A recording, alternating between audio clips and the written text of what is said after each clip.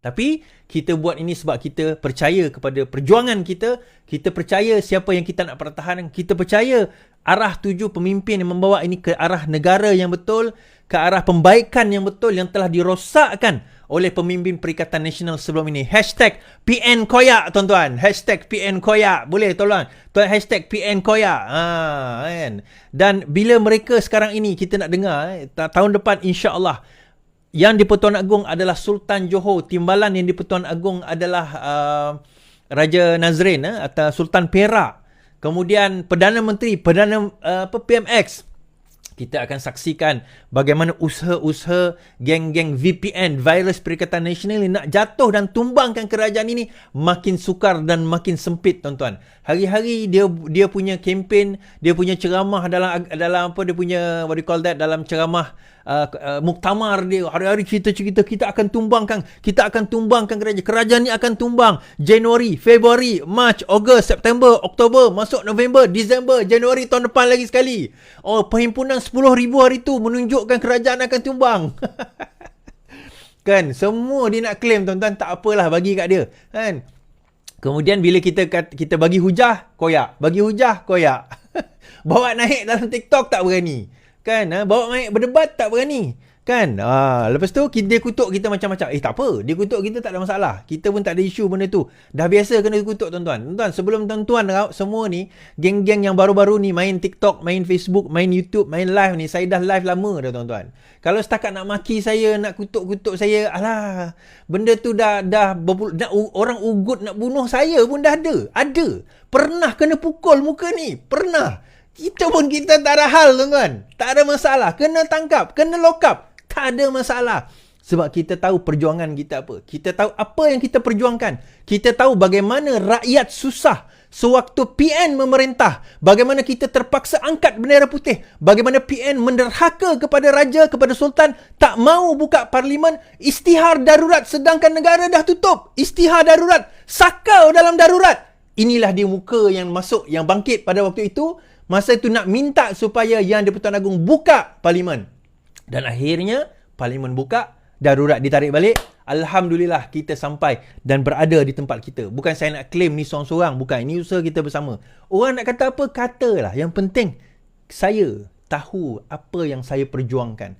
Saya tahu apa yang saya bawa. Saya tahu apa yang saya korbankan. Tuan-tuan nak maki, tuan-tuan nak hina, tuan-tuan nak kata apa, katalah. Bagi saya, hasbunallahu wa ni'mal wakil. Hanya Allah sebagai wakil saya, cukup. Kan, saya hanya keberkatan Allah SWT dan saya nak orang-orang yang susah senang. Walaupun orang yang susah tu sendiri lepas tu maki saya balik, tak apa, tuan-tuan. Itu hal dia dengan Tuhan. Tak ada masalah. Tetapi yang penting kita tahu apa yang kita perjuangkan. So bila kita kata macam tu, dia pun hashtag PN Koyak. Okey, kita akan cerita beberapa perkara malam ni yang menarik, tuan-tuan. Yang pertama, ada 3 benda yang menarik. Pertama, berkenaan dengan anak Seri Dato' Najib, anak Najib berkumpul mengatakan sistem kehakiman perlu dirombak atas sebab apa. Yang kedua, Ratu Naga dipanggil ke Bukit Aman. Dan yang ketiga berkenaan dengan International Health Regulation yang 2023 yang sekarang ini menjadi kontroversi.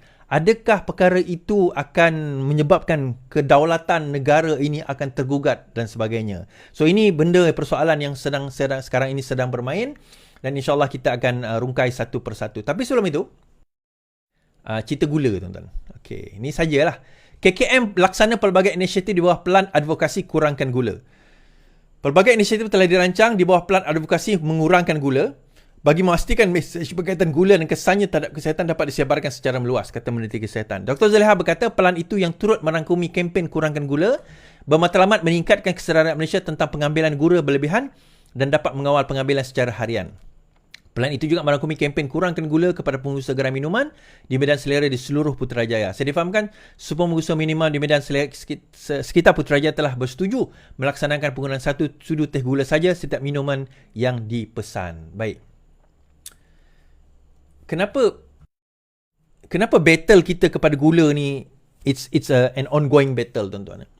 Kita kena faham satu perkara. Ini bukan sebab kerajaan kita inilah tak nak gula sebagainya. Kalau ikutkan teks gula dan antara teks tinggi, kita ada sepanggil sebagai sugar tax tau.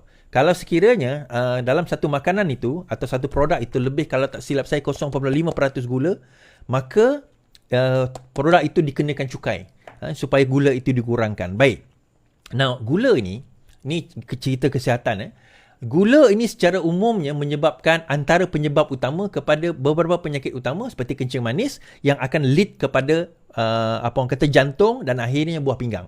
Tetapi punca utama kepada kencing manis adalah gula. Satu lagi kesan gula putih adalah kanser. Yang ini adalah perkara yang kita kena tahulah dulu lah. So bila saya minum sekarang ini pun, saya daripada dulu memang kalau saya minum teh, ni teh saya. Ini teh saya kan. Yang ni adalah OSK. Kalau saya minum teh, normally saya tak letak gula. Sebab saya memang tak gula. Dah bertahun saya minum teh, saya tak letak gula. Kalaupun saya nak manis, saya akan pakai sama ada stevia lah. Sekarang ni saya pakai stevia. Tapi tak semestinya. Dan saya bukan promote produk mana-mana produk. Maksudnya saya pakai stevia. Tapi dia ada banyak aspartam. Dia ada gula-gula yang tambahan. Dan stevia pun saya letak 1-2 titik sahaja. Dan dia ada 0 calories. Bahayanya bukan pada gula. Bahaya bukan pada manis. Bahaya pada gula. Jadi sebab tu kita sarankan sebenarnya, kerajaan juga saran supaya kurangkan gula. Kenapa? Diabetik sendiri di Malaysia menyebabkan kerajaan berbelanja lebih kurang 3 bilion ringgit. 3 bilion ringgit untuk kesihatan kita. Maksudnya untuk mengubat penyakit disebabkan oleh diabetik type 2. Dia ada type 1 dengan type 2. Correct me if I'm wrong, mana yang belajar medical kan. Type 1 ni adalah keturunan. Dia memang ada DNA dia memang ada dalam dia punya family. Dan dia bukan sebab lifestyle, tapi sebab memang dia ada, so dia kena diabetik type 1. Type 2 adalah sebab lifestyle. Dia tak pernah ada diabetik, tak ada keturunan, atau mungkin ada keturunan tetapi dia sendiri tak ada, tapi disebabkan oleh lifestyle dia. Pagi bantai teh tarik, kau tengah hari, lepas tu bantai lagi teh tarik, kau dua ni, makan pula nasi petang, malam makan lagi, minum lagi, manis. Last akhirnya apa yang berlaku, kita punya pankreas failure untuk produce insulin. So akhirnya disebabkan oleh itu, maka menyebabkan kita ada penyakit kencing manis. So yang tu kerajaan berbelanja 3 bilion. Dan juga penyebab utama kepada obesity lah. Obesity adalah gula sebenarnya. Tuan-tuan, kalau tuan-tuan tak percaya, saya ni bukan saya nak kata saya ni pandai lah, tak adalah. Tapi untuk saya nak maintain berat saya below 80, sekarang ni saya nak maintain below 75, saya memang tak minum air bergula yang bergula all the time. Bukan saya kata tak ada langsung, ada. Tetapi saya akan reduce. So maksudnya sama ada saya minum kosong, atau teh saya kata tadi, atau saya tak letak gula, atau saya letak stevia. Kalau saya tak ada stevia, saya akan takkan letak stevia. Atau kalau saya kedai mamak pun, saya akan minta teh tarik kurang manis. Semuanya kurang manis. So sekarang ni, kalau orang letak 1 sudu tu dah kira manis bagi saya. Kalau letak 2-3 sudu, lagilah terlalu manis bagi saya. So ini pesanan penaja, bukan untuk Kementerian Kesihatan, tak untuk kita semualah. Since kita ada lebih kurang 3 sekarang ini 3,000, 4,000, mungkin esok naik puluhan ribu menonton kita. Ambillah pesanan penaja ini supaya kita boleh jaga kesihatan kita. Baik. Alright. Habis cerita pesanan penaja kesihatan itu, saya nak bawa satu topik baru berkenaan dengan connectivity. Satu benda yang kita belajar dalam COVID hari itu adalah di mana daripada segi connectivity kita memang teruk, internet kita memang teruk. Bila COVID berlaku, baru kita tahu sebenarnya banyak benda yang kita kata internet kita bagus, sebagainya sebenarnya tak bagus. Saya bagi contoh, Sarawak pada tahun 2018 setelah kalah Kerajaan Negeri Sarawak, GPS jadi pembangkang pada waktu itu, Kerajaan Sarawak membelanjakan 1 bilion untuk digital ekonomi. I think the next year pun dia belanja 1 bilion. Dia 2019-2020, dia berbelanja hampir 2 bilion untuk digital ekonomi. Nah, bila dia berbelanja itu, rakyat ingatkan, okeylah, dah settle lah masalah internet kan. Rupanya bila PKP hit, baru rakyat realise bahawa sebenarnya tak settle pun masalah internet dan connectivity di Sarawak terutamanya. Dan juga di negeri lain seperti Sabah dan juga negeri-negeri lain. So, disebabkan perkara itu, kita realise satu perkara. Salah satu sebab kenapa connectivity itu agak teruk di negeri tersebut adalah diakibatkan oleh mahalnya kita nak naikkan pencawang dan nak letak antena tersebut mahal. Terutama kalau kawasan itu tak ramai penduduk. Jadi ROI dia tak cukup.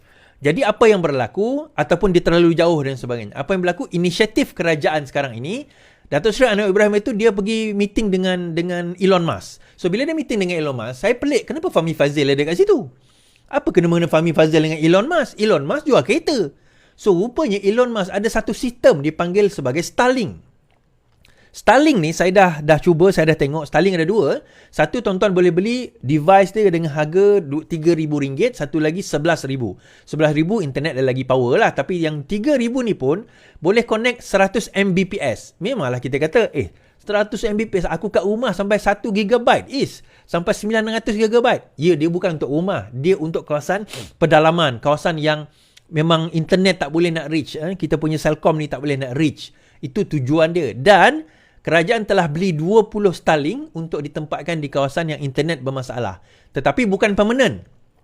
Bila dah letak sementara, lepas itu kerajaan akan usaha untuk supaya benda itu digantikan dengan sistem yang baru. Terutama di Sarawak, banyak yang komplain mengatakan bahawa internet bermasalah dan sebagainya.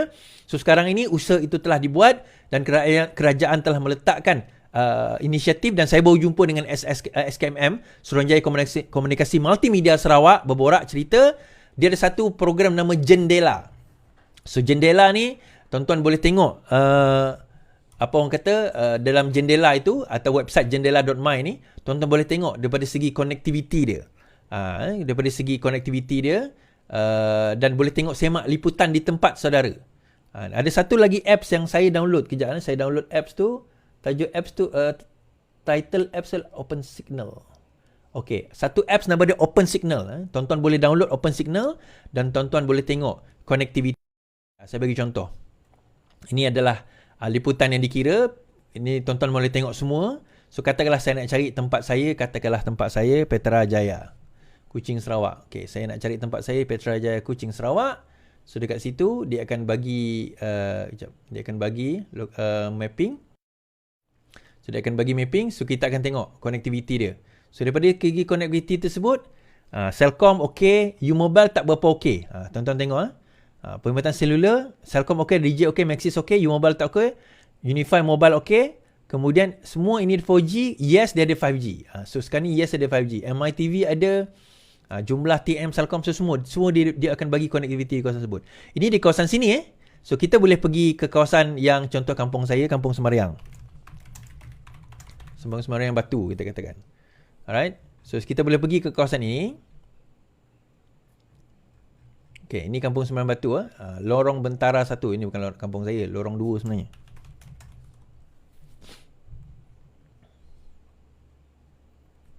Okay. Dekat kawasan ini, U-Mobile. Sekejap, saya semak liputan.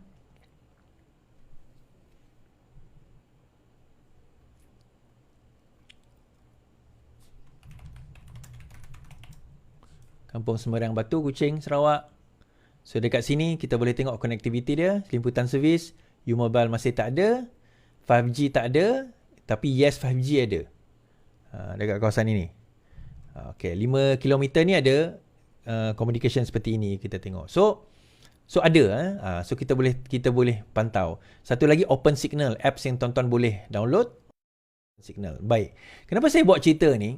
Di Sabah sekarang ini, ini cerita Fahmi Fazil, beri manfaat kepada 500 penduduk Kampung Langsat. Pemasangan peranti Starlink di Kampung Langsat Ranau mampu memberi manfaat kepada 500 penduduk dengan memberi akses internet berkelajuan tinggi lebih 200 Mbps, kata Menteri Komunikasi. Katanya pemasangan peranti menerusi projek Proof of Concept itu akan adalah penyelesaian sementara bagi memenuhi keperluan penduduk kawasan Terbabit, sementara menanti pembinaan menara telekomunikasi melalui Pelan Jalinan Digital Negara Jendela siap kelak. Itu yang saya sebut tadi, Jendela tadi. Menurut Fahmi, peranti Starlink di Kampung Langsat itu dipasang pada 7 September lepas dan merupakan yang kedua di Sabah setelah Keningau pada 5 September. Pemasangan Starlink di kampung ini sedikit berbeza dengan pemasangan tempat lain di atas bumbung. Di sini dia di bahagian bangunan bagi memastikan pemasangan kukuh, katanya. Mengulas mengenai menara telekomunikasi Kampung Langsat, Fahmi berkata pembinaannya lewat daripada jadual asal dan pihaknya sedang berusaha memastikan menara itu siap dalam tempoh terdekat bagi memenuhi keperluan rakyat di kawasan itu. Esok saya ada pertemuan dengan Ketua Menteri, kita bincang juga perkara ini dan usaha kita penuhi keperluan telekomunikasi Sabah dengan kerajaan negeri, katanya. Now, ni saya Sabah dan juga orang Sarawak. Kenapa kadang-kadang dia ini kawasan-kawasan tersebut internet tak ada? Ini kenapa? Sebenarnya untuk makluman orang Sabah dan Sarawak, bila melibatkan telekomunikasi selain daripada air, selain daripada elektrik, telekomunikasi juga autonomi kepada Sabah dan Sarawak. Mungkin tak 100%, tetapi tanah dan ada setengah-setengah syarikat itu adalah syarikat milik kerajaan negeri atau at least JLC untuk kerajaan negeri tersebut. Jadi, apa yang federal boleh bantu hanyalah memastikan atau membantu erti kata menyalurkan rangkaian kepada kawasan-kawasan tersebut. Sebab itu di Sarawak ada kawasan yang ada tower tapi tak ada disk. Dia ada tower tapi tak ada dia punya kuali dia. Tak ada. Sebab apa? Sebab masalah ini. Sebab kawasan-kawasan tersebut dikuasai oleh kerajaan negeri. Dan kerajaan negeri yang kena memain peranan. Dia berbeza dengan Semenanjung, tuan-tuan. Kalau tempat tu tak ada penduduk, federal boleh immediately take over dan laksanakan. Tetapi di Sabah dan Sarawak, mereka nak autonomi. Okey, tak ada masalah. Cerita autonomi ni panjang kalau saya nak cerita. Baru-baru ni Sarawak pula, Sabah pun nak minta autonomi pendidikan. Dia kata supaya infrastruktur sekolah itu boleh kami perbaiki. Yalah, nak perbaiki infrastruktur sekolah, infrastruktur kampung pun banyak yang tak perbaiki lagi kan. Yang tu kena tengok dulu. Kan? Lepas tu nak pergi ambil pula sekolah daripada federal. Aduh, entahlah tuan-tuan. Baiklah, ambil kita pergi cerita politik sikit. Okey, sekarang ini berlaku pemilihan parti untuk untuk Parti Amanah Negara. Sekarang ini berlangsung, hujung tahun ini akan berlangsung. Dan saya dengar cerita betul atau tidak, Presiden berlaku, ada 2 kem lah yang berlaku dalam Amanah. Satu kem Mat Sabu, satu lagi, ini kalau tak silap jangan marah saya orang Amanah, saya dengar je, adalah kem Dr. Mujahid. So 2 sekarang ini mungkin bersaing untuk menjadi memegang jawatan Presiden Amanah. Saya preferably, kalau tanya pada saya prefer Dr. Mujahid lah kalau tanya pada saya. Tapi saya ini bukan orang Amanah. Ada orang, kawan-kawan saya kata, Mat Sabu. Ada orang kata Dr. Mujahid. Itu demokrasi, maka laksanakanlah pemilihan demokrasi sebaik mungkin. Pemilihan Amanah, pemuda gesa ahli tolak kempen berlebihan. Pemuda Amanah menegaskan kepada ahlinya agar tidak berkempen secara berlebihan menjelang pemilihan sayap itu bagi mengelakkan perpecahan yang berlaku. Kami menolak kempen yang berlebihan kerana pemilihan ini adalah di kalangan keluarga besar Amanah. Oleh itu, pemuda Amanah harus mempunyai pendekatan yang rahmah dan dalam berkempen. Kami berharap pemilihan kali ini tidak mengulang isu perpecahan sebelum ini, kata Menteri Komunikasinya Hazmi Hassan atau Jeming.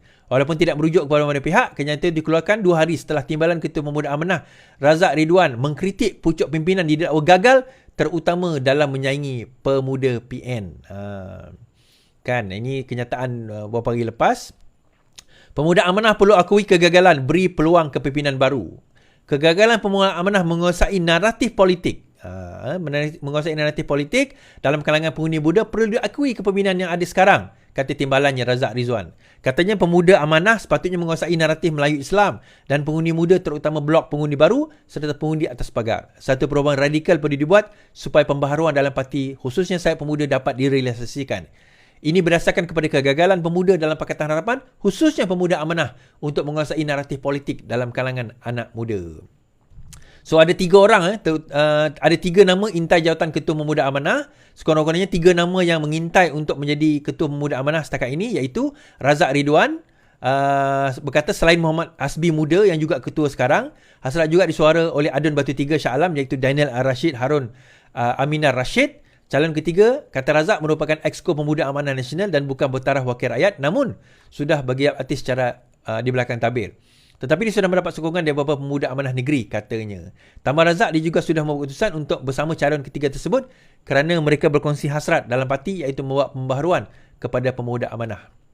Bagaimanapun, Razak enggan mendedahkan identiti calon berkenaan buat masa ini. Bagaimanapun, menurut semua dalaman, calon ketiga ialah Exco Ketua Amanah Perak, Azhar Rahman. Baik. Pemilihan parti ni menarik, tuan-tuan. Pemilihan parti ni menarik. Untuk Parti Keadilan, kita dah lepas pada tahun 2020. Kita buat itu, 2022. 2022, kita buat pemilihan parti. Right before PRU. Kita buat sebelum PRU. So, kita buat 2022, hujung tahun PRU, kita buat tengah-tengah. Bulan Ogos, September macam tu, pemilihan parti. Kemudian, selepas itu, pada masa itu saya digantung, jadi saya tak boleh nak bertanding. Sekarang Alhamdulillah tak digantung lagi dan saya adalah timbalan Ketua Cabang Petrajaya. Alhamdulillah, terima kasih yang melantik lah. Okay. So, tapi bagi pemilihan amanah ni dia agak lain sikit. Untuk Parti Keadilan, kita ni untuk ketua pemuda, ini panggil ketua, kalau dalam Parti Keadilan dipanggil Angkatan Muda Keadilan, AMK, Angkatan Muda Keadilan. Di amanah dipanggil ketua pemuda. Pemilihan mereka mungkin sedikit berbeza dengan menggunakan perwakilan. Di peringkat kami, Parti Keadilan, kami menggunakan kaedah satu ahli satu undi. Meaning ahli-ahli yang menjadi ahli Parti Keadilan boleh mengundi ketua pemuda atau Angkatan Muda Keadilan, ketua pemuda daripada peringkat tertinggi sehingga exco. Okey, tapi apa syarat untuk mengundi? Saya boleh ke? Saya tak boleh.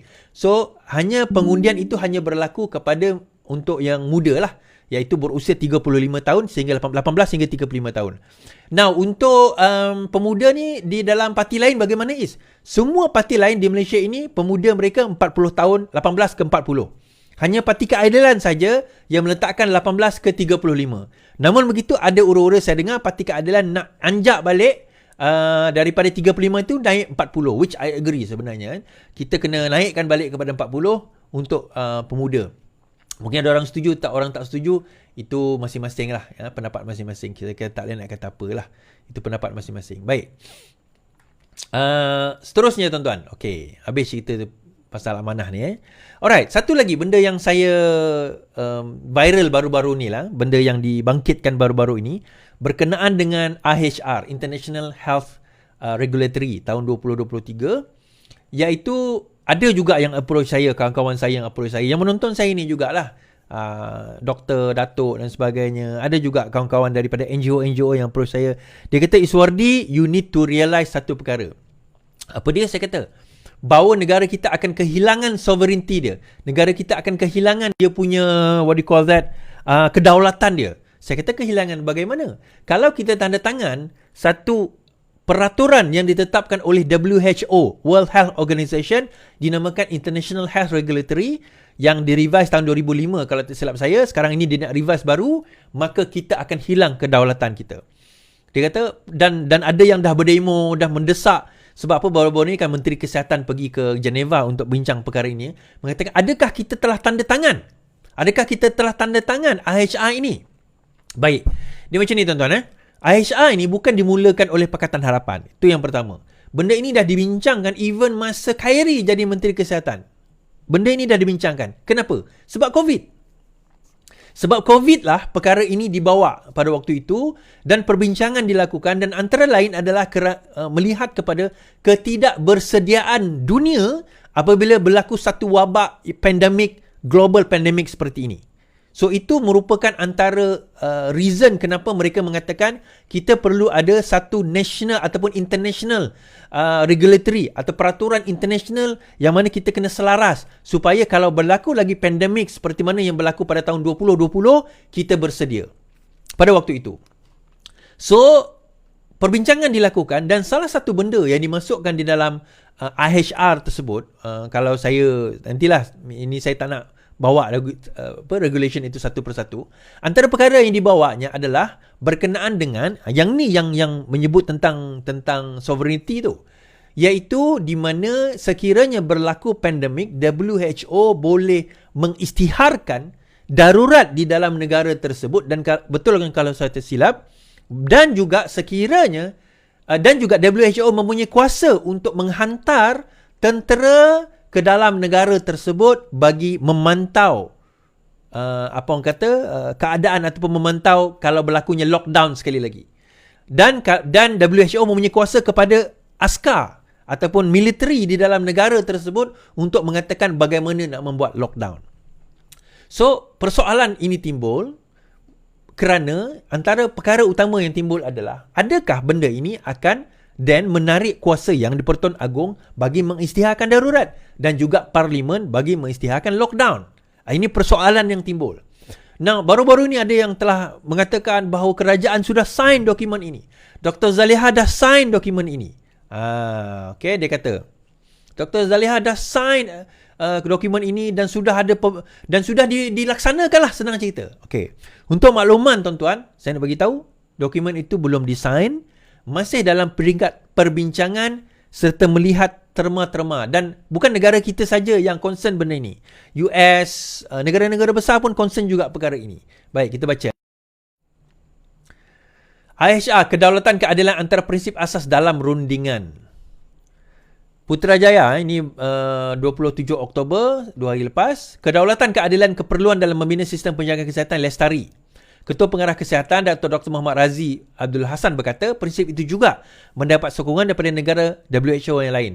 Semua negara anggota telah bersepakat untuk menubuhkan dua platform rundingan iaitu Intergovernmental Negotiation Body INB untuk menghasilkan instrumen antarabangsa yang dikenali sebagai INB WHO CA ataupun Pandemic Treaty dan Working Group on Amendments to the International Health Regulations WGIHR bagi memperkukuhkan aspek kesiapsiagaan, pencegahan, pengesanan serta respon terhadap pandemik di peringkat antarabangsa untuk mengurangkan impak terhadap sesebuah negara, katanya. Menurutnya, penyertaan Malaysia dalam rundingan INB WHO CA dan WGIHR mencerminkan komitmen negara dalam usaha memperkukuhkan keselamatan, kesihatan global dan pencegahan wabak di masa hadapan. Proses rundingan ini tidak terhad kepada bidang kesihatan awam sahaja, namun ia turut meliputi lain-lain bidang seperti perdagangan, persekitaran, geopolitik, sosial ekonomi dan sebagainya. Ujar Ketua Muhammad Razi, Kementerian Kesihatan sebagai penyelaras kedua-dua rundingan telah mengadakan sesi libat urus dengan pelbagai kementerian, termasuk Peguam Negara. Inisiatif bagi memastikan kedaulatan dan undang-undang Malaysia dipelihara serta kepentingan rakyat dilindungi dan utamakan. Tema beliau, rundingan telah berlangsung sehingga kini melibatkan penyertaan delegasi antara WHO termasuk Malaysia, katanya. Baik. So, dalam hal ini kalau kita nak lihat bahawa sebenarnya yang pertama belum ada apa-apa persetujuan lagi. Rundingan itu masih lagi dalam orang kata apa masih lagi berlaku lah, dan regulation itu bukanlah something that set in stone yet kerana belum ada kita tak menandatangani apa-apa lagi kan, belum menandatangani apa-apa lagi. Okey, dan Dr. Zilha juga telah kita baca kedaulatan negara diutamakan dalam rundingan WHO CA+ IHR 2005. Kerajaan akan memastikan kedaulatan negara sentiasa menjadi keutamaan dalam rundingan Treaty Pandemik Perjanjian WHO dan Pindaan Peraturan Kesihatan Antarabangsa 2005 IHR.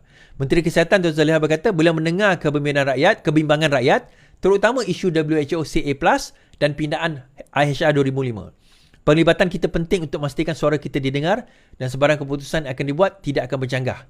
Tiada keputusan akan diberikan sehingga segala-galanya dipersetujui. Saya memberi komitmen bahawa kedaulatan negara akan sentiasa menjadi keutamaan dalam rundingan ini. Persatuan Perubatan Islam sebelum ini dilaporkan menuntut kerajaan membantah rundingan WHO dan IHR kerana dikhuatiri akan mengancam kedaulatan negara. Okay. Saya secara tidak langsungnya ada berbincang juga dengan PPIM, Persatuan Perubatan Islam Malaysia. Secara tidak langsung berkenaan spesifik tentang perkara ini, PPIM. Dan antara perkara yang mereka suarakan juga adalah tentang perkara ini. Dan saya kata saya sudah sampaikan kepada wakil menteri dan dia pun mengambil maklum tentang perkara ini dan beliau sudah tahu perkara ini sebelum beliau menjadi Menteri Kesihatan lagi sebenarnya. Dan perkara dan perbincangan ini berkenaan dengan IHR 2005 itu pun dibincangkan sewaktu Khairi Jamaluddin menjadi Menteri Kesihatan. Yang itu kita kena tahu. Malah beliau, Khairi juga dilantik sebagai naib Presiden WHO. Saya rasa sekarang Dr. Zaliha lah dilantik kan. Memang wakil WHO. So, perbincangan itu ada. Dan bila kita menyentuh soal kedaulatan, of course perkara itu menjadi prioriti kita. Menjadi keutamaan kita. Sebab itu sekarang ini, ini yang apa orang kata WHO ataupun kerajaan Malaysia akan tekankan. Terutama apabila melibatkan kedaulatan negara. Saya faham sebenarnya where it comes from. Satu perkara, on the other hand, satu di dalam satu peringkat, dalam satu sudut, kita perlu kepada WHO terutama kalau kita berada dalam circle itu, sekiranya contoh adalah satu pandemik sekali lagi berlaku, pembagian vaksin ataupun ubat-ubatan dan sebagainya, kita akan berada dalam kumpulan yang mungkin prioriti untuk mendapat vaksin ataupun ubat-ubatan tersebut. Itu yang pertama. Yang kedua, daripada segi information. Bila kita berada dalam satu global satu global entity, kita akan dapat informasi secara global, secara international, di mana kita boleh berkongsi maklumat-maklumat yang mungkin pada masa itu dianggap sensitif. Contohnya travel. Kan masa itu kita nak kena tutup negara nak kena travel dan sebagainya. Saya ingat ni masa mula-mula dulu orang salahkan Wan Azizah tak tutup negara pada waktu itu, tak tutup negara. Pada masa itu tak tutup negara, dalam masa berapa bulan tu baru 20 orang kena COVID, tu pun tak ada meninggal. Kan? Lepas itu yang meninggal berapa puluh ribu. Sekarang ni saya tak tahu dah jumlah, saya dah lost track. Berapa yang kena, berapa yang meninggal. Baru ni semalam saya ada meeting dengan kawan saya, dia pun kena dan ditidurkan selama 12 hari. Dan dia cerita dia ada 4 orang yang ditidurkan. Dia kata 4 orang dan dia salah seorang. 3 meninggal dunia. Dia alhamdulillah umur dia panjang, dia hidup. Tapi pada dia dan keempat-empatnya disebabkan oleh COVID juga. So tuan-tuan, benda macam ni yang yalah kita kena aware dan sebagainya lah. Dan kita sebagai negara, dalam pada kita nak kena menjaga kedaulatan, dalam masa sama kita kena timbang juga. Kita juga kena timbang dengan keperluan kita untuk menjaga keselamatan rakyat kita. So both kena memain peranan dalam perkara ini. Baik, habis. Saya nak bawa cerita. Ini cerita berkenaan dengan anak Najib lah. Okey, habis kat situ. Bekerja dengan anak Najib. Yang PPM kalau nak buat demo tu kenapa? Ada orang sponsor ke? Ada nan? Saya tak pastilah ada nan. Ada orang sponsor ke apa? Saya tak pasti. Tapi apa yang kita dah maklumkan kepada PPIM bahawa dokumen itu belum ditandatangani. Kita tak ada tanda tangan mana-mana dokumen untuk menyerahkan apa-apa sovereignty kita. Dan semua ini masih dalam peringkat rundingan. Bukan setakat kita. Bukan setakat negara kita. Seluruh dunia. We're talking about the whole world. Dan rundingan itu sepatutnya ataupun perkara itu sepatutnya end berlaku pada hujung tahun ini. Kalau tak silap saya, hujung tahun ini. Dan sepatutnya sudah ada new amendment untuk dibawa balik ke negara masing-masing. Dan dia bukan menteri itu datang. Lepas datang dia sign terus. Tak. Menteri itu datang, dia ada dokumen. Dia kena bawa balik dokumen tu ke negara masing-masing dan kena serahkan kepada bahagian jabatan kepada peguam negara. Dan peguam negara pula akan berbincang. Sebab itu kita ada menteri di Jabatan Perdana Menteri Hal Ehwal Undang-Undang, Azalina pula kena tengok. Ada kepakaran undang-undang untuk nak meninjau adakah perkara ini encroaching ataupun melangkaui daripada keperluan undang-undang negara kita. So benda-benda macam tu bukan Menteri Kesihatan seorang yang akan decide. So akhir sekali yang akan kata sign or not sign adalah Perdana Menteri. So Perdana Menteri akan dengar daripada semua. Daripada diplomat, daripada Menteri Undang-Undang, daripada AGC, daripada Menteri Kesihatan, daripada semua. Dan baru Perdana Menteri buat keputusan untuk sign atau tidak sign. Tapi itu pun Perdana Menteri saya rasa bukan dia seorang kena buat keputusan. Kabinet kena putuskan. So proses itu panjang. Walaupun mungkin katalah undang-undang tu katalah IHR tu complete pada hujung tahun ini, berkemungkinan benda itu akan dibawa ke Parlimen dan dia akan berterusan lagi. Dia akan ada berterusan lagi sehingga berkemungkinan tahun hadapan. Mungkin tahun satu lagi.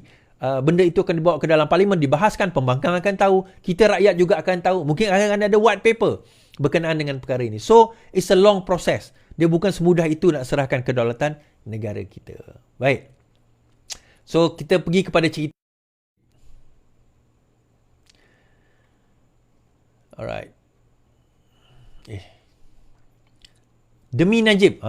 Anak Najib mahu sistem kehakiman dirombak. Lebih 400 penyokong Najib Razak berkumpul di Kuala Lumpur semalam dalam siri jelajah memperjuangkan keadilan buat bekas Perdana Menteri itu yang kini menjalani hukuman penjara selama 12 tahun. Jelajah pertama itu dianjurkan bersama Akademik Wasatiyah Madani dan tim NR di Kelab Sultan Sulaiman Kampung Baru Kuala Lumpur. Ia turut dihadiri 3 anak Najib iaitu Muhammad Nizam Fuddin serta Noraya Najwa yang berkongsi petas dalam program bertema Najib We Stand By You.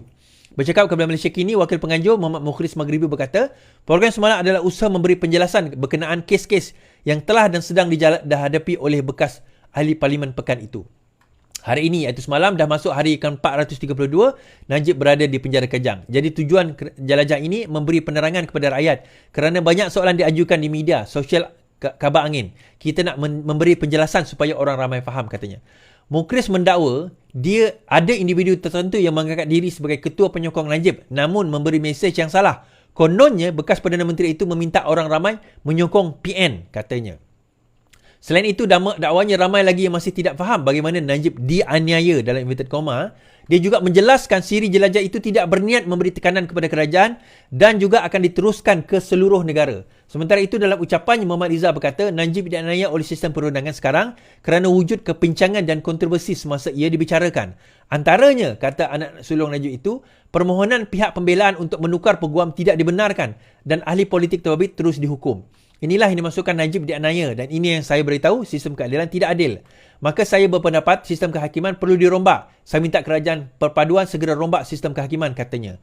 Tambah Muhammad Niza, walaupun di penjara, Najib kini menyambung pelajaran dalam bidang ekonomi di sebuah institusi terkemuka negara. Okey. Petisian pertama ditujukan kepada Yang Pertuan Agong untuk memohon pengampunan diraja.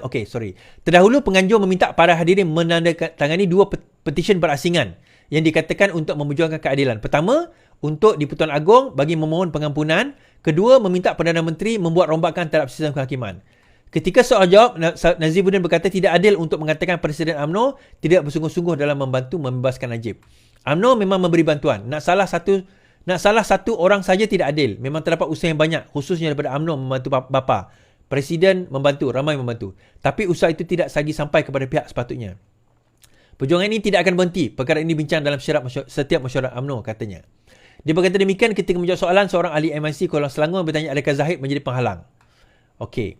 Now, saya nak ulas beberapa perkara lah tentang perkara ni ya. Yang pertama sekali, let's get this out of the way dulu. Usaha mereka nak buat tentang nak buat wacana ke, nak buat apa ke, semua itu hak masing-masing. Okey, itu hak anak Datuk Seri Najib Tun Razak, hak Najib nak buat, itu terpuang kepada dia. Itu tak ada masalah. Tak ada masalah. Dia nak kata dia aniaya, dia nak buat roadshow ke apa, itu hak mereka. Sebagai dia yang dijamin di bawah perlembagaan untuk kebebasan bersuara. Tak ada masalah. Itu yang pertama. Nah, kedua, sebelum saya sentuh isu kes Najib tu sendiri, saya nak menyentuh soal tentang pengampunan diraja. Nah, kita kena faham satu perkara, pengampunan diraja tidak boleh dilakukan oleh orang luar, melainkan kena dilakukan oleh tertuduh itu sendiri. Yang OKT, orang yang kena tahan itu sendiri. Ataupun peguamnya, ataupun ahli keluarganya. Tetapi atas perbincangan dengan peguam. Itu hendaklah dilakukan dan di atas kebenaran dan juga I think consent daripada OKT, orang kena tahan. Itu yang kena dilakukan.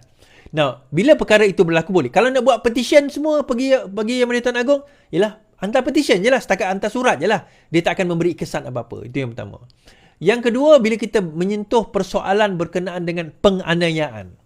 Now, saya sendiri, saya tak keluarkan lagi satu video interview saya dengan bekas ketua pengarah operasi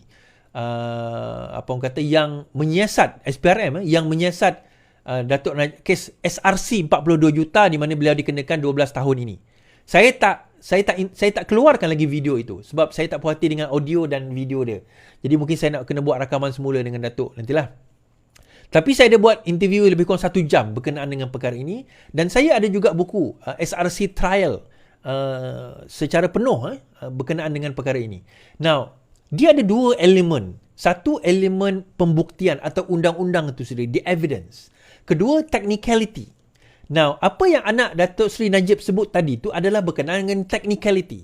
Soalan yang utama yang kita nak kena bincangkan, nak kena bawakan adalah adakah perkara teknikal itu cukup untuk nak meruntuhkan kesemua bukti dan kes yang dibawa di dalam perbicaraan tersebut. Itu soalan utama. Bila kita sebut technicality itu ada dua. Yang pertama, apabila Najib Tun Razak pada saat-saat akhir diminta tukar daripada Safi'i Abdullah kepada Teh Potek, peguam baru. Kemudian Teh Potek kata bahawa kami meminta supaya kes ini ditunda. Kenapa ditunda? Sebab kami nak kaji dulu kes ini. Mahkamah tak bagi. Itu yang pertama. Yang kedua, bila dia nak tukar peguam. I think dia nak tukar peguam sekali lagi. I can't remember. Ada satu benda disebabkan oleh itu. Now I have to recall balik. Ada sesuatu berlaku, dia tak tukar peguam balik, tak dibenarkan. So kekal. Okay, ada dua perkara. So dikatakan bahawa itu adalah injustice yang menyebabkan beliau dipenjarakan. So soalannya, adakah itu yang menyebabkan beliau dipenjarakan? Adakah kerana tak tukar peguam itu, adakah itu sentral kepada persoalan SRC? Soalan SRC mudah, tuan-tuan. Satu duit daripada SRC telah dikeluarkan dan dimasukkan ke dalam akaun Najib. Okay? Satu duit daripada satu syarikat bernama SRC telah dikeluarkan duit itu dan dimasukkan ke dalam akaun yang dimiliki oleh Najib Tun Razak. Itu cerita dia. Pendeknya macam itulah. Itu kisah pendeknya.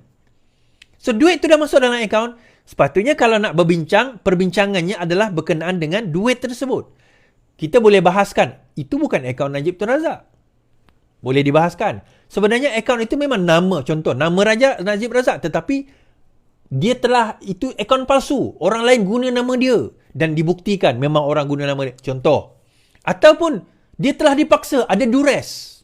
Contoh. So, benda itu sepatutnya sentral kepada perbincangan perbahasan Najib. Bukannya tukar peguam tak tukar peguam. Yang itu teknikal. Tak tukar peguam sekalipun, peguam yang sama, Syafi'i Abdullah itu, adalah peguam untuk kes 1MDB sekarang ini. 1MDB. Peguam SRC itu juga peguam 1MDB sekarang ini. Yang masih diteruskan. Cuma mahkamah melihat pada pendapat saya yang humble ini, pada waktu itu bila dia minta tukar lawyer last minute, kemudian last minute minta tangguh, itu adalah delay taktik yang nak digunakan untuk nak memanjangkan lagi kes tersebut. Atas apa? Tak tahu. Kita tak tahu. So, mahkamah kata tak perlu. Tak perlu kita nak kena tukar peguam dan sebagainya. Peguam yang dah ada, sedia ada. Dah bertahun dia bawa, dan juga kes 1MDB 2.3 bilion yang sekarang dihadapi oleh Najib pun sekarang ini diwakili oleh peguam yang sama. Jadi kenapa nak tukar peguam? Contohnya dikatakan demikian. Dan kalau sekiranya nak tukar sekalipun, itu hak dia. Tetapi bila nak minta delay, sepatutnya sebelum nak tukar, dia dah tahu dah. Facts of the case. Kes ini, bak kata Datuk SPRM tersebut, bersara, kes dia very straightforward. Kes SRC ni very straightforward, tuan-tuan. Duit itu daripada company SRC berkaitan dengan 1MDB, memasukkan duit ke dalam akaun Najib. Simple dan straightforward. Kan? Jadi, kita tak nak persoalkan lagi lah, mahkamah dah putuskan. Itu keputusan mahkamah. Cuma, yelah, dia nak membela ayah dia dan mengatakan telah dianiaya, itu hak dia. Tetapi dalam masa yang sama, saya sebagai rakyat juga, saya mempunyai hak mempertikaikan konotasi tersebut. Saya juga mempunyai hak untuk mempertikaikan klaim ataupun dakwaan tersebut. Dia aniaya hanya kerana tak tukar peguam. Dia ada hak untuk nak kata demikian, saya juga ada hak untuk mempertikaikan. So, bagi saya, yelah, itulah dia. Saya cerita panjang-panjang kan susah juga. Kan? Dalam masa yang sama, tuan-tuan, Ratu kongsi video berkaitan Wan Azizah Ratu Naga ke Bukit Aman esok. Penyedia kandungan TikTok Pro Perikatan Nasional Syarul Emma Rena Abdul Samah atau dikenali sebagai Ratu Naga dipanggil ke Ibu Pejabat Bukit Aman pada Isnin berhubung perkongsian video berkaitan isteri Perdana Menteri Datuk Seri Wan Azizah. Syarul Emma yang dikenali sebagai Ratu Naga berkata dia dihubungi oleh Unit Siasatan Jenayah terkelas Jabatan Siasatan Jenayah USJ untuk hadir di pejabat perkara pada jam 10 pagi. Menurutnya, beliau dipanggil berhubung satu laporan polis yang dibuat oleh anggota Parti Keadilan ke atas akaun Instagram @RatuNaga mengenai isu akaun Instagram bin Netanyahu.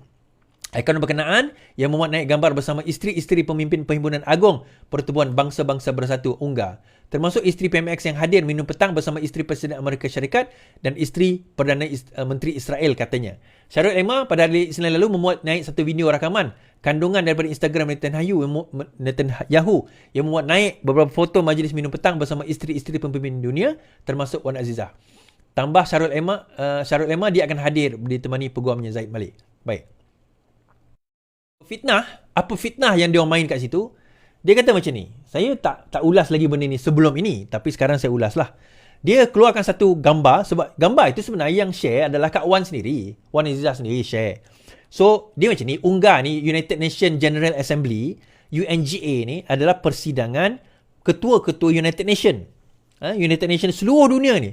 Yang mana di dalam PBB tu berhimpun, ada persidangan. So, bila dia orang bersidang, dia orang ditemani oleh isteri atau pasangan masing-masing. Sebab ada presiden yang ataupun ketua wanita kan. So, dia datang tu lelaki. So, ada satu majlis. Majlisnya seperti biasa setiap tahun, even kalau katakanlah Haji Hadi pun jadi Perdana Menteri datang ke situ, maka isterinya kena datang juga. Dan di dalam mesyuarat tersebut, di dalam majlis tersebut, semua wakil-wakil isteri, Perdana Menteri, Presiden dan sebagainya ada di dalam majlis tersebut. Okey.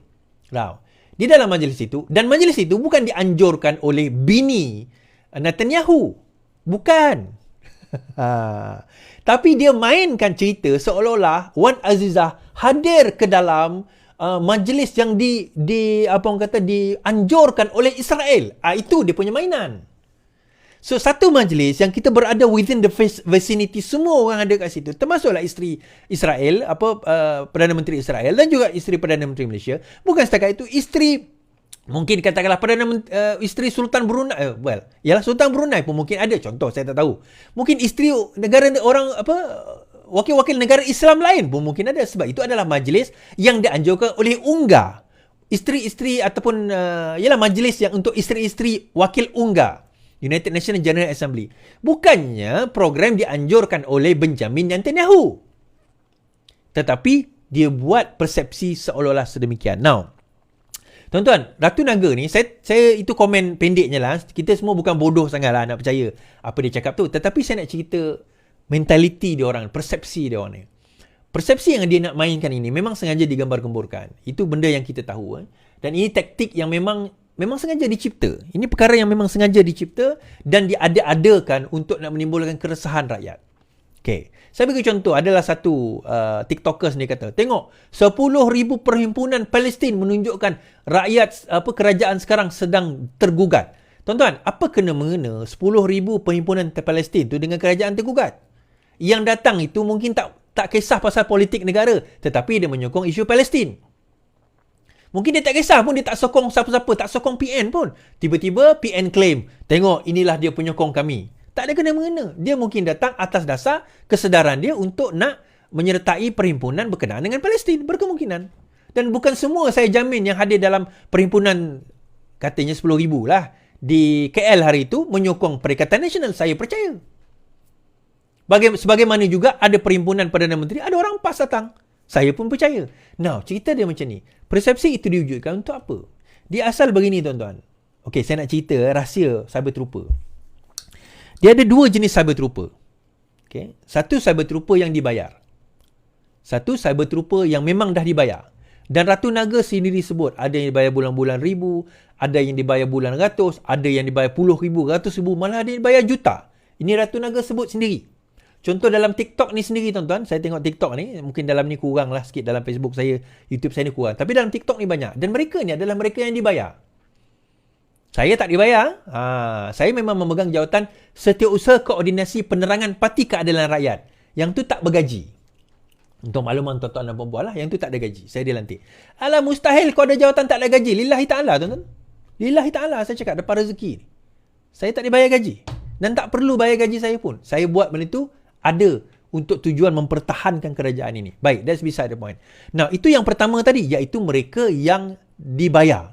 Tapi ada yang kedua, mereka yang sekarang ini buat benda ni, buat persepsi ni, tunjukkan solidariti kononnya, buat fitnah ni, nak tunjuk kepada pembangkang, tengok apa yang aku boleh buat untuk offer. Faham tak? Ni macam kira portfolio lah, portfolio.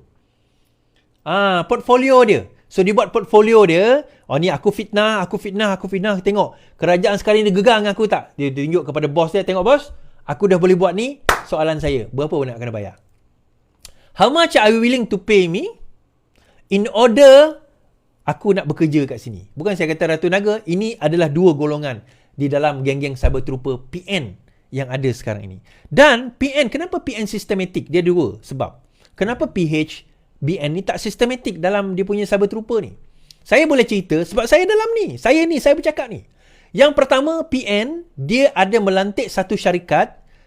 Bukan daripada dalam PN. Satu syarikat ni dia memang khas untuk social media marketing. Syarikat ini dibayar jutaan ringgit untuk, memang dia target, memang kerja dia adalah untuk menasihati tentang social media marketing. Itu yang pertama. Yang kedua, PN berbelanja jutaan ringgit untuk bayar syarikat itu, konsultan, untuk bayar iklan, untuk bayar cyber trooper. Puluhan juta mungkin. Puluhan juta ringgit. Bukan mungkin. Puluhan juta.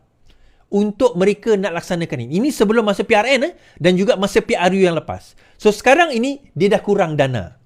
Bukan kata tak ada langsung, dah kurang. Jadi, kurangnya ini antara menyebabkan beberapa cyber trooper mereka mula panas hati. Tak dibayar. Dana tak dapat. Tapi dia tak nak lah. Dia dedahkan kan. Dan menyebabkan mereka sekarang ini ada yang mengundurkan diri. Ada yang nampak macam sendu je dia punya live. Ada. Itu antara golongan-golongan yang ada, tuan-tuan. Jadi, Ini sekarang ni bagi saya Ratu Naga, saya tak tahu which one dia lah. Kan sama dia bayar ke ataupun dia menerima kata apa, menerima apa ini portfolio dia ke, kita tak tahu. Ataupun mungkin dia sengaja dia nak buat saja, dia nak sakitkan hati. Padahal dia tahu benda tu. Benda tu benda yang very basic. Setiap unggah ni, setiap United Nations General Assembly, isteri-isterinya memang akan ada majlis makan malam atau at least majlis bersama dengan isteri-isteri wakil, apa orang kata, wakil kepada pemimpin-pemimpin dunia ni. Tetapi dia orang tak kisah. Benda tu tak penting, tak kisah. Yang penting dia berjaya memainkan persepsi tersebut. Itu yang penting. Baik. So, all in all, tak apalah tuan-tuan. Kita buatlah sebaik mungkin kita. Bagi saya, macam saya katalah, orang tak tengok kita, orang tengok kita, orang suka kita, orang tak suka kita. Kita live tak ada orang tengok pun, tak ada masalah. Saya live 3 orang je tuan-tuan, mula-mula dulu. Saya mula 2019, 3 orang je tengok. Itu pun seorang tu saya sendiri, sebab saya ada phone satu lagi. So 2 orang luar. Satu tu saya sendiri. Kita bermula malam. Alhamdulillah malam ni 6-7 ribu orang, 8 ribu orang menonton kita. Alhamdulillah, terima kasih kepada semua yang menonton kita bersama saya di TikTok, di Facebook, di YouTube, di Twitter, dan kepada yang share, yang like, yang retweet, sehingga ada 180 share dalam TikTok. Terima kasih. Tuan-tuan memang terbaik dan tuan-tuan adalah yang sentiasa support saya. Terima kasih saya ucapkan. Penat lelah kita sama-sama hadapi tanpa perlu bayaran apa-apa tuan-tuan. Tanpa perlu jutaan ringgit orang spend. Sebab itu kadang-kadang kita berfikir juga, bukan fikir jutaan ringgit tu tak. Kadang-kadang kita fikir apa yang kita buat, tapi kita kembali kepada nawaitu kita, kepada niat kita adalah untuk kita mengembalikan islah, reform. Kita nak kembalikan negara ini jadi negara yang lebih baik. Kita tahu kerajaan sekarang ini dibawa oleh pemimpin yang betul. So kita kena memastikan kita ni jadi pagar kepada mereka. Tapi malang, salah satu pagar itu sekarang ini berada di dalam penjara, Ustaz Wan Ji. So saya merindui sahabat saya Ustaz Wan Ji ni tuan-tuan. Setiap kali hari Khamis dia akan call saya, kita akan berbicara, mungkin kadang-kadang berjumpa. Saya merindui beliau. So sekarang ini tiba bulan kedua, insya-Allah kita akan mengutip derma dan kita akan hantar kepada keluarga beliau, dan lebihan itu nanti kita akan tunggu Ustaz Wan Ji keluar dan saya akan pastikan kita akan bagi lebihan itu kepada beliau untuk beliau teruskan kehidupan insya-Allah setelah keluar. Dan juga kita juga bagi kepada lawyer beliau, di mana lawyer itu akan jumpa Ustaz Wan Ji setiap bulan, Saudara Saiful Izham. Ini adalah nombor akaun dia, dan boleh hantar receipt kepada Puan Ana lah. Puan Ana itu bukan saya tuan-tuan, itu admin saya.